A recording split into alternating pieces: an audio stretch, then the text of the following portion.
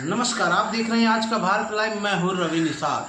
त्रेता हो युग हो या द्वापर युग हो, जहाँ देवर भौजाई का रिश्ता बड़े ही मिसाल, देवर भौजाई का रिश्ता माँ बेटी के समान होता है। देवर भौजाई का रिश्ता जो मानता है वो बेमिसाल होता है। एक लक्ष्मण थे, अपने सीता को अपना माता मानते थे। उसी प्रकार से आज भी एक लड़का इस कलयुग में धीरज है, जो अपने भौजाई को माता मानता है। वो अपने जो मंझरिया गांव के रहने वाले हैं, जो चिलुआ ताल के क्या नाम है, रामगढ़ ताल के अंदर थाना अंतर्गत आता है मंझरिया। उस गांव में एक बसते हैं रामपति। रामपति के दो पत्नियां थी। पहली पत्नी के मृत होने के बाद दूसरी पत्नी आई। पहली पत्नी के एक लड़का था जो संतोष था, और संतोष यानी बिट्टू उपनाम था। वो उसने कि उसकी शादी 14 साल पहले एक लड़की से हुई, जिस लड़की का नाम था अंजलि और बिट्टू के बीच में, यानी जो उपनाम था, दोनों के बीच में बहुत ही प्रेम संबंध अच्छा था। उन दोनों युगलों के बीच में 3 बच्चे पैदा हुए, जो 14 साल के अंतराल में पैदा हुए। और जब वो अपने ससुराल भंडारों गया था, जो उसके ससुराल भंडारों है, अंजलि से कुछ विवाद हुआ। वो आया अपने घर, और अपने घर आने के बाद वह गया, ये आम का बगीचा था या अमरूद का बगीचा था, उस वृक्ष से गिरकर, चाहे कूद कर जान दिया हो चाहे गिरकर, तो परिवार वालों को जानकारी हुई, यानी दूसरी माता जो अपने पिता की दूसरी पत्नी थी, उनको जानकारी हुई। और उसके भाई धीरज को जानकारी हुई कि हमारा भाई बिट्टू या संतोष गिर गया है। तो उसने जाकर उस बेसहारा यानी बिट्टू को, जो पत्नी से गुस्सा होकर गिर गया था या चाहे कूद गया होगा, वो आया। और जब धीरज गए वहाँ, और धीरज ने अस्पताल ले जाकर कई अस्पतालों में दवाई कराया। लगातार दवा कराने के बावजूद ईश्वर को मंजूर नहीं था, और बिट्टू यानी संतोष अपना दम तोड़ दिया, जो अस्पताल में पूरे रसीद के साथ मौजूद है। 2 साल पहले उसकी मृत्यु हो गई। 2 साल पहले मृत्यु होने के बाद धीरज और उसकी माता ने उस बेसहारा बेवा को अपने साथ रख लिया। रखने के बाद तीनों बच्चे की सेवा परवरिश धीरज और उसकी माता और ससुर करते थे। मगर आज जब ये मामला सामने आया है कि धीरज ने बताया कि वह अपने बच्चों को छोड़कर कहीं भाग गई। हमने रामगढ़ ताल में एप्लीकेशन दिया और गुमशुदगी का जो शिकायत है दर्ज कराई, और पेपर भी छपवाया कि हमारी भौजाई कहीं भी अगर किसी को मिले तो आकर्षक इनाम दिया जाएगा। अपने बच्चों को छोड़कर वो लगातार घर से भाग जाती थी। मगर आज कुछ प्रेस क्लब के माध्यम से या थाने के माध्यम से वो अपने देवर और भौजाई के रिश्ते को कलंक कर रही है। आज अपने देवर पर ब्लेम लगा रही है कि देवर ने हमारे साथ शारीरिक शोषण किया। आइए जानते हैं धीरज से, जो ये धीरज हैं और ये रामपति की दूसरी पत्नी है। इनसे जानना चाहेंगे क्या मामला है, इनके घर में कैसी व्यवस्था चल रही है, कि अंजलि और इनके बीच में क्या रिश्ता था। क्या नाम है आपका? धीरज जी, आप बताइए, अंजलि और आपके बीच में क्या रिश्ता था? हमारे बीच में कोई रिश्ता नहीं था। हम 1.5-2 साल से मौसे के यहाँ रहते हैं जी।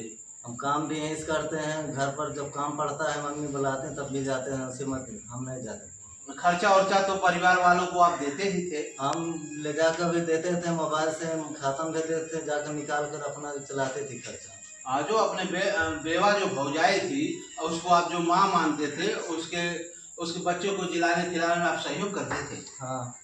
क्या कहना चाहेंगे, आज वो भौजाई आपको ब्लेम लगा रही है?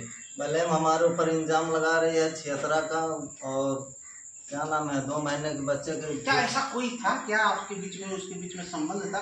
आपने अपने भौजाई के साथ शारीरिक संबंध बनाया था क्या? नहीं, हमको झूठे इल्जाम में फंसा रही है, शादी के दबाव में कर रही है। और वो दूसरे मातारी का भाई था हमारा, और हम 2 भाई बहन है दूसरे मातारी का। हमारा शादी नहीं हुआ, इसलिए दबाव सब डाल रहे हैं उसका। जायदाद का मामला हो सकता है क्या? हाँ, हो सकता है। हमारी मम्मी नाम से जमीन है, उसको भी दबाव डाल रहे हैं कि नहीं हमारे नाम जमा करवाओगी तो हम जबरदस्ती क्षेत्र में तुमको लिखाएंगे। इतना आसान है क्षेत्र में लिखाना? अगर संबंध आपका नहीं हुआ होगा तो ऐसा नहीं होगा। ये यूपी की सरकार बहुत ही अच्छी तरीके से जांच पड़ताल करा रही है। थाने पर भी सूचना भी दी थी और बच्चों को छोड़कर 10-11 बजे भाग गई थी जी। अब 112 को फोन किए थे भी और फरार थे 2-3 दिन। उसके बाद वो है, आप कागज दिखा सकते हैं हाँ, जो कागज गुमशुदगी का आपने हैं और दरखास्त भी हम दिए हैं थाने पर। ये देखिए दरखास्त भी दिखा रहे हैं और कह रहे हैं कि हम लोगों ने ये पेपर गवाह हैं जो 15/7/2025 को रात 9 बजे के घर से निकली। हमने बहुत खोजा लेकिन वह नहीं मिली। यदि किसी को जानकारी हो तो इस नंबर पर कॉल करें। इन्होंने रामगढ़ ताल पुलिस को सूचना दी थी। आप ये फोटो भी देख लीजिए, एप्लीकेशन भी देख लीजिए। ये मामला बहुत पेचीदा है। मैं साफ तौर पे आपको बता दूं कि ये जायदाद का मामला है। ये सोचती है कि जायदाद में बांट बखरा ना हो। ये अंजलि किस प्रकार की औरत है आप समझ सकते हैं। आइए जानते हैं जो अंजलि की सास है, जो दूसरी सास कही जाएंगी, और जान लीजिए सास माता समान होती है। क्या कहना चाहेंगी आप? हम कहना चाहते हैं कि हम अपनी बेटी की तरह जानते रही। उनके इतना जिन्हें लगा देती है कि हम उनके बच्चों के उनके खातिर भाव सब देखा। 2 साल के दिन हो गए मरने, हम कहीं बेतु नहीं करेगा बाकी जिन्हें लगा के मेरे बेटे के ऊपर कि इसकी जायदाद लेने के तैयार हैं। अब उनके बच्चों के हम उनके नाम से नहीं देवे। हमारे बच्चे तैयार हो जाए तीनों, उसके बखरा हिस्सा हम दे सकीला, इनके नहीं हम दे पाए। इमानत के दिन हम वो तो आपके बच्चों पे ब्लेम लगा रही है कि बच्चों के 2 महीने का बच्चा था मेरे पेट में, आपने और आपके परिवार वालों ने। ये बच्चे के इन्हें लगा सके 2 महीने बच्चे हैं।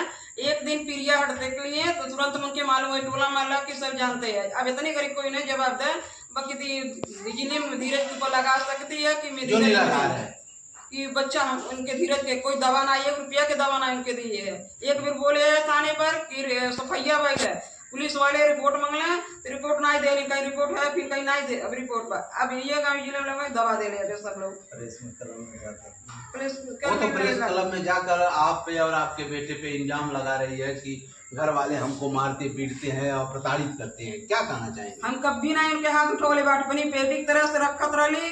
12-14 साल शादी होगा, कभी लफड़ा ना मैवा मातारी रही बाकी रखे वाला हम रहता बीतल कोई सासो नहीं बीतेला बाकी जिले में रो रही है। जो माता होती है, माता कभी कुमाता नहीं होती। पुत्र कुपुत्र हो सकता है मगर माता कुमाता नहीं हो सकती। आज माता बिलक रही है अपने बच्चों के लिए, अपने नाती के लिए, मगर आज की जो बहू है किस प्रकार से ब्लेम लगाती है। आगे की रिपोर्ट देखेंगे। देखते रहिए आज का भारत लाइव। रवि निषाद के साथ, नमस्कार।